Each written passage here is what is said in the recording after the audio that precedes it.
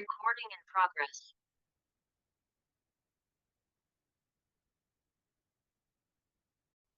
Set up correct. Here, welcome. It is Mini Masterclass Thursday, and we are here together once again to talk about all the things you need to know as a business owner in order to know what you don't know, run your business, be compliant, understand changing times, understand accounting and QuickBooks and everything we can bring at you every 2 Thursdays. So the second and fourth Thursday of every month. We are on the first Thursday because we switched from last week, which we were traveling and didn't have the availability to host mini masterclass on the fourth Thursday of March. So you are catching us on the first Thursday of April, but we will continue with our normal second and fourth Thursday cadence in April. So we're actually going to have two back-to-back mini masterclasses this month, this week, next week, and the fourth Thursday of the month. So welcome once again. Today we are talking about extensions. There's lots of misnomers about extensions. There's lots of potential confusion. We always get questions, and it always seems like every year it's just one of those things that people need help and guidance on. So here we are. It is almost our tax deadline. It is, let's see, it's April 3rd. So we've got 12 days. Sorry, I'm getting my notes up over here on the other end of things, and I wasn't prepared like I should have been. I apologize. All right, so we have 12 days until our actual LLC and sole prop deadline, which is the 1040. And LLC is only if you're not taking the S Corp election, in which case you should have already filed your extension for your corporate return by March 15th. Well, actually, this year it was the 17th. And anybody that's an individual or doesn't have a business also has the April 5th deadline, as well as C corporations. So that's coming. And by now, you are very aware if you're able to make that deadline in that your books aren't done, if your tax preparer has been reaching out for information, you haven't gotten them, if they've told you bottom line, I can't help you, we're gonna, need to file an extension, all of the above. And so if you don't know that for a fact, if you're still wondering and thinking, I wonder if it's gonna happen or not, probably not is my best guess for you. If you haven't been in communication with someone about the fact that it is getting processed on time, most likely, unless you have a tax preparer that doesn't have a very big list of customers at this time, maybe they're newer and coming up, or maybe they only take a select few customers every year. Otherwise, they're pretty jammed. However, there is nothing wrong with filing an extension, and sometimes it's really the best move you can make because then it allows you to have complete, accurate, audit-proof data, and that's really what you want to accomplish. You do not want to rush a tax return. You do not want to say, oh, well, I'll just amend it later and just to get it done on time, because once that information is in, then it starts being reviewed. And that's where, if it's not accurate, you don't want the chance of someone coming back, the IRS or the state coming back and saying, I want to look into this because we see something that doesn't quite make sense. If you know that your information is not accurate and not complete, again, you don't want to do that. And there is negligence, or I should say ignorance, is not the reason that the IRS or the state accepts as far as like making mistakes or knowing what you don't know, not knowing what you don't know. They don't really care. And so you really want to make sure you're putting yourself in the best position possible at all times to be audit proof. That's one of the major reasons for record keeping, is to keep yourself audit proof, in that once you file that return, excuse me, and the agencies get your information, if they choose to audit you, you're just like, all right, cool, because I know everything's there. I have all my documentation. I've kept all my receipts. I'm working or not working with an accounting professional, but I still know everything I need is done, accurate, reconciled, everything. So If you have to file an extension, what does that mean? That means you have an extension to file your tax return. That is not an extension to pay the taxes that you may owe on that tax return. And this is one of the biggest, I guess, misnomers or misunderstood pieces of information about extensions that there is. If you end up owing money on the tax return, even if you wait till October of this year to figure that out, which is the extension deadline, October 15th, excuse me, you then have to pay interest and penalties on the entire amount of taxes that you didn't pay by April 15th, even though you had an extension. So it works like this. You say, okay, I'm not ready to file my taxes. Tax preparer, please file my extension. They say, okay, great. Hopefully, you've put yourself in a position, especially if you've been following us for any length of time, that all year long you're working with the tax preparer enough that they've been doing some tax planning strategies for you, and they've at least been in your books enough to guesstimate how much taxes you may owe on your tax year.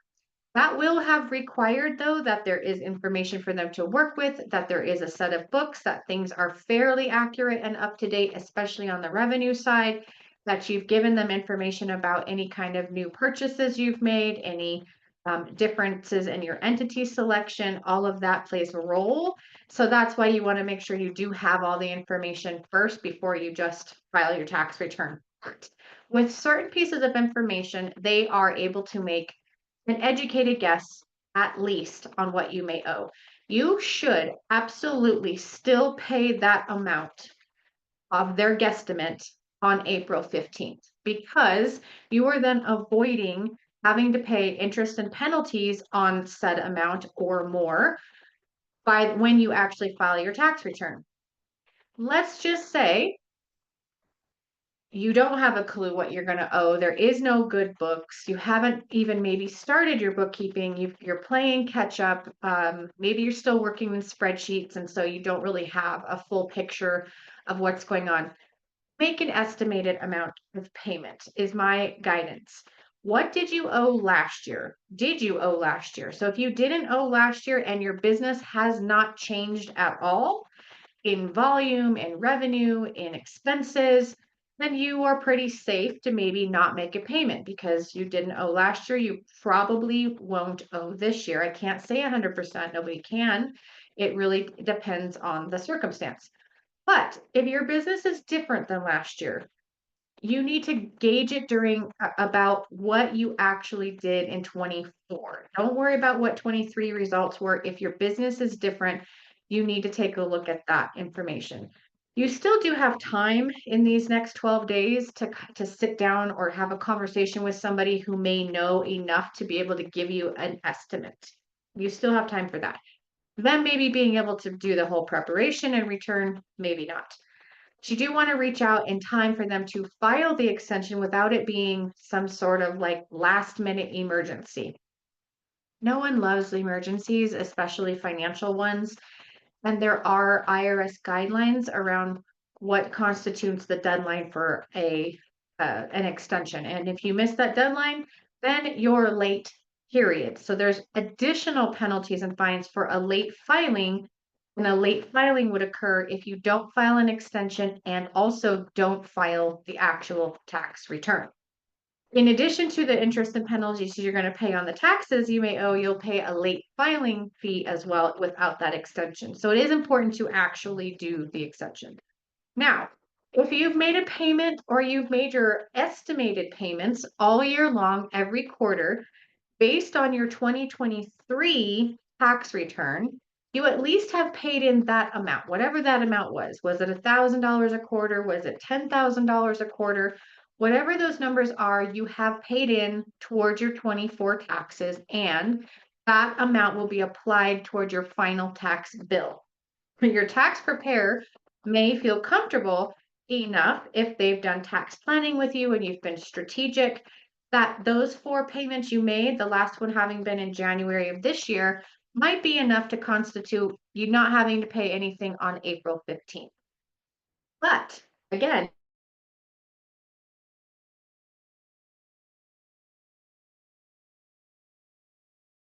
That's actually great in the fact that you've paid taxes based on a better year. You'll probably for sure have enough paid in, and you may even be looking at a refund. So let's talk about that. Refunds. When you go to file your tax return, if you've made your estimated payments, they act just like a regular W-2 wage tax uh, scenario, in that if you've paid out too much, you do get a refund. I had a customer this year that we helped with tax planning at the end of last year, and we initiated her reasonable compensation for the first time ever.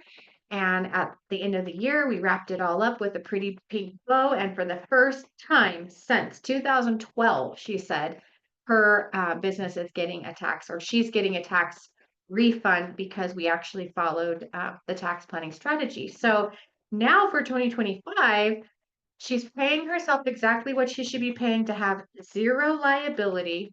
No, she won't probably get a refund, but she won't owe. And she's been owing since 2012, every year at the end of the year, these big chunks. And as we all know, coming up with large chunks of money is never fun. And if you can pay your taxes little by little by little through payroll, especially if you're an S corp officer, you have to do this. But you can take it a step above and beyond just payroll. You can take it to, what do I need to pay additional to help absorb any additional taxes I need to pay in at the end of the year? So whatever you're paying yourself a month, a quarter, every 2 weeks, an officer can decide that. And then you're taking the tax money out at a little at a time, instead of coming up with either a quarterly chunk for your estimated or a big fat chunk at the end of the year. If you did owe taxes in 2023, you over $1,000, you had to make quarterly estimated payments in 2024, or you had to at least be making enough payroll tax contributions that it absorbed what would be that quarterly tax obligation. If you didn't do either one of those things, you are going to have penalties assessed on not having done that. You can't avoid those. And if you already are an extension and have penalties on top of that, of what you actually owed in taxes for 2024, those will be additional. So you can see how putting yourself in front of these situations, learning what you need to know, doing things strategically will really help save you money on the back end in interest and penalties. You cannot write off your tax debt as a business. It is your personal tax debt. So even though your business may end up paying the bill, lots of people do that, it's a distribution or an owner's draw when you pay it. It is not a tax write-off to have these large tax bills. So it does not benefit you in any way to have them. They're additional draws. It's again taxable then, like income to you for the next year. So you're kind of double dipping on yourself that way, and we don't want to do that. So my strategy would be, put yourself, make sure you have had your reasonable compensation analysis done for the year. Make sure if you're an S corp officer, either S corp proper or an LLC taxed as an S corp, that you're putting yourself on payroll first, with enough tax being taken out each time that you don't even have to pay at the end of the year. That's the idea. Now, if you don't put yourself on payroll, you are in a giant compliance, um, what is my word? I'm losing my words today. You're not in compliance. Let's put it that way. And therefore, there's additional things that can happen, and it's actually called piercing the corporate veil, because as an S corp itself, you have obligations you have to meet, which is putting yourself on payroll. And if you're not doing that, then it's basically like you're transacting as a sole prop or as an LLC, and your taxes can then be reassessed if you were audited, and you will then have to pay the additional 15.3% income tax on your profit that you don't have to pay as an S corp officer, which is the benefit of taking that election. So you don't want to put yourself in any of those scenarios at all right now or down the line. So really understand what you're supposed to do and do it right. Or dissolve the corporation, unelect your S corp. If you're not going to follow the guidelines, then just take the 15% hit and do things correctly, and then you're not worrying about any kind of audit in the future. So if you have not filed an extension, you still have 12 days to do it. If you do file the extension, you need to pay an estimated tax amount in order to avoid penalties and fines on the taxes you will eventually ultimately owe. If you know your tax debt is so giant that you aren't going to be able to afford it, because that's a thing, and that's a lot of why people do their extension because they think it buys them time to pay this giant bill. It's not the case. You still owe it by April 15th. However, you obviously can make payment arrangements on it. It does not make it to where you won't pay those penalties and fines. So you might as well just make an estimated payment towards your total debt and it reduce the penalties and fines by at least that much. So let's just say you owe $30,000 for 2024. You don't have $30,000. You know you're not going to make that debt. Pay 500, pay 5,000, pay 1,000, pay 10,000, pay what you can pay by April 15th, knowing that you have this other amount that will be coming, but at least when it comes, it's lowered by the amount that you've paid in already. And if you owe money in 2024, you know you're going to owe money or it's looking like you're going to owe money, you still have the obligation of making those quarterly estimates in 2025 in order to be compliant in that way, unless you're on payroll. And again, if you're a sole prop or a single member LLC that doesn't have the S Corp election, you can't be on payroll. So this does apply to you. You have to make that estimated each quarter in 2025 based on what you owed in 24.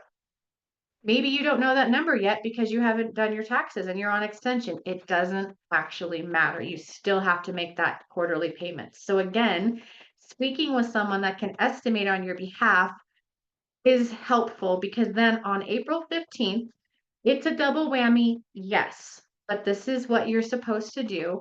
On April 15th, you would make your estimated payment towards your actual 2024 tax debt. So what you owed for 24, as well as your first quarter estimated payment in 2025 or 2025 because of what you owed in 2024. So I'm going to take that round number of 30,000 once again. So $30,000, in theory, that's what we're going to say you owe for 2024.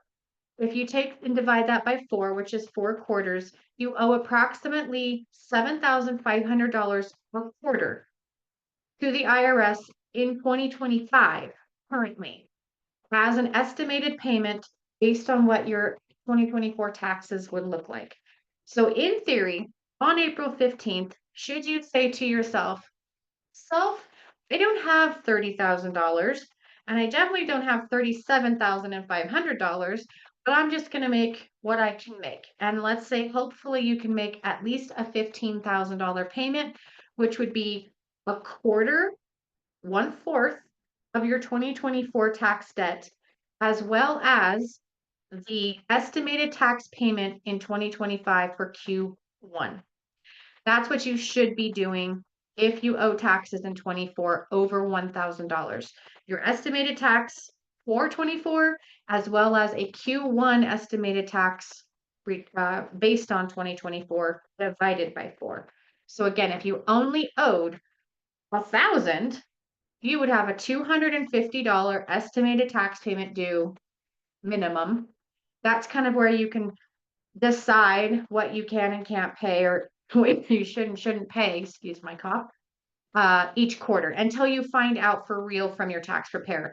Now, the sooner you do your taxes, even though you're on extension, the sooner you'll know because your tax preparer will be able to give you those vouchers that you get every year showing what your actual tax liability is. And those vouchers should be for state and federal, not just federal. I'm kind of generalizing with the federal IRS tax payments, but honestly, it's also for the state. And every state is different. You need to know your state's guidelines on if you need to make estimates or not. A lot of states don't require them, but some also do. So understand and know that in the state that you're in. Yes, it's a double whammy on April 15th. So what happens if you don't have that kind of money? you owe 30,000, which means you owe 7,500 technically on April 15th, just for this quarter. Please pay that. Stop the bleeding on this year's tax being behind and this year's compliance being behind. Then you're also not paying penalties next year for your boo-boo this year. And or understand now that you have a tax planning strategy opportunity to absorb that $7,500 a quarter through your payroll if you're an S corp elect or S corp proper, and set that up to where you're paying yourself the right amount and paying taxes in through your payroll. Then you don't have to come up with those big chunks every 3 months. So I think that's it. That's what I wanted to cover today. Understanding that an extension to file is not an extension to pay. If you don't pay by April 15th, you will receive penalties and fines on the amount that you ultimately owe. You still do owe estimated taxes in 2025 based on what you're going to owe in 2024. Ignorance is not an excuse for not following the rules. Therefore, not knowing what you owe in 24 because you're on extension is not an excuse to not make those filings in 25. So help yourself by trying to understand between now and April 15th what that number looks like. Decide, can I pay it all? And then just file my return later and either get money back or wash. Do I just make a payment? What does that mean for 2025 estimated? Do I update my reasonable compensation and understand what I can pay in now that I know a figure? Those are your responsibilities now that we're here at this crossroad. Now, let's say you're on extension and your corporation, you should have been on extension from March 15th, March 17th already. And then your personal ones are coming up on April 15th. You cannot file an individual tax return until your corporate tax return is filed. And obviously, if you filed your corporate return and it isn't processed by now, you can't do your personal anyway. So then again, you'd have to make an extension for your personal. Once you're on extension, you do not have to wait till the extension deadline to file your taxes. And most preparers would probably prefer that you didn't, because again, in September and October, the extension deadlines come around and it's like tax season times two. And with the amount of people that file extensions every year, extension season is just as busy and crazy as regular season. I can't remember the number. I recently read it, but I think it was somewhere around the 900. I can't remember, and I don't want to say a wrong number, but it was a very big number of people who filed extensions in 2024. And if you've noticed, there is definitely a lack of tax preparer capacity in our world right now, and it's not getting better and easier, and people are not joining the accounting field as rapidly as they once were. A lot of people have retired, and then people quit. Over 300,000 in the last 4 years, 5 years have quit the accounting industry. And so it's just hard, and they have a lot going on and they're at capacity. So do yourself and your tax preparer a favor and try to file as soon as you can after the extension is over. They may take a breather, like they may be like, I'm closed for 2 weeks. Don't talk to me. I'll text you in 2 weeks.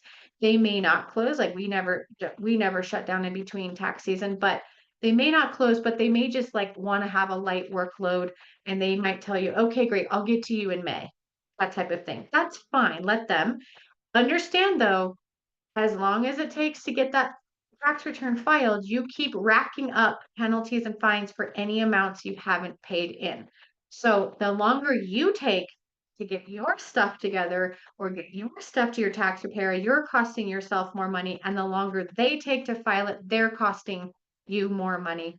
Ultimately, it was your responsibility to have had it done on time and to them in a proper amount of time to meet the deadline, is how they're going to see it.